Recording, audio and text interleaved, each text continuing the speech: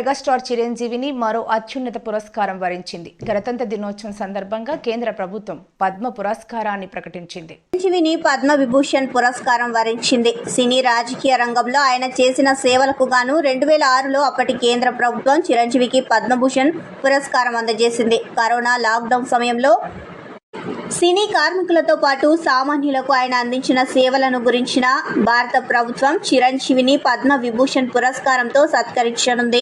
గురువారం రాత్రి రాష్ట్రపతి ద్రౌపది ముర్ము పద్మ అవార్డులను ప్రకటించారు. మధ్యతరగతి కుటుంబంలో పుట్టి సినిమాల మీదున్న ఆసక్తితో ఎలాంటి నేపథ్యం, ఎవరి సహకారం లేకుండా చిత్ర పరిశ్రమలో అడుగుపెట్టి నంబర్ 1 స్థానానికి చేరుకున్నారు చిరంజీవి.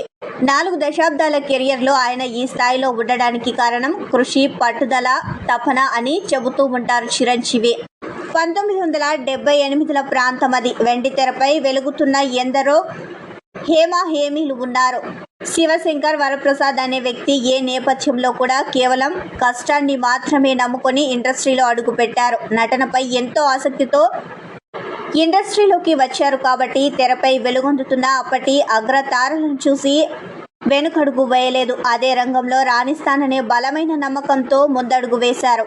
ఎన్నో ప్రయత్నాల తర్వాత పునాది రాళ్ళు సినిమాలో నటించారు. దాని తర్వాత నటించిన ప్రాణం ఖరీదు చిత్రం ముందుగా విడుదలైంది. ఈ సినిమాతోనే ఆయన ప్రేక్షకులకు పరిచయం అయ్యారు. వచ్చిన అవకాశాలు సద్వినియోగం చేసుకుంటూ హీరోగా నిలదొక్కునే ప్రయత్నం చేశారు. ఆ క్రమంలోనే ఆయన్ను ఇతర హీరోల చిత్రాల్లో చిన్న పాత్రలు పోషించమని కొందరు డిమాండ్ చేసేవారట. చేయను అని చెబితే భవిష్యత్తుపై ప్రభావం పడుతుందేమోనన్న భయం. మనల్ని మనం నిరూపించుకునే సమయం ఎప్పటికైనా వస్తుందనే ఆశతోనే వాటిలో నటించనట్లు చిరంజీవి పలు సందర్భాల్లో చెప్పారు. పద్మ విభూషణ్ అవార్డు వచ్చిందని తెలిసిన క్షణం నిజంగా ఏం మాట్లాడాలో, ఎలా రియాక్ట్ అవ్వాలో తెలియని పరిస్థితి. మన దేశంలో 2వ అత్యున్నత పౌర పురస్కారం పద్మ విభూషణ్ లభించినందుకు నాకు నిజంగా చాలా సంతోషంగా ఉంది. ఒక తల్లి కడుపున పుట్టకపోయినా నన్ను తమ సొంత మనిషిగా, మీ అన్నయ్యగా, మీ బిడ్డగా భావించే కోట్లాది మంది ప్రజల ఆశీస్సులు, నా సినీ కుటుంబం యొక్క అండదండలు, అలాగే నీడల నాతో ప్రతి నిమిషం నడిచే లక్షలాది మంది అభిమానుల ప్రేమ, ఆదరణ కారణంగానే నేను ఈ రోజున ఈ స్థితిలో ఉన్నా. అందుకే నాకు దక్కినటువంటి గౌరవం ఇది మీది. మీరు నాపై చూపిస్తున్న ప్రేమ, ఆప్యాయతలకు నేను ఏమి రుణం తీర్చుకోగలను?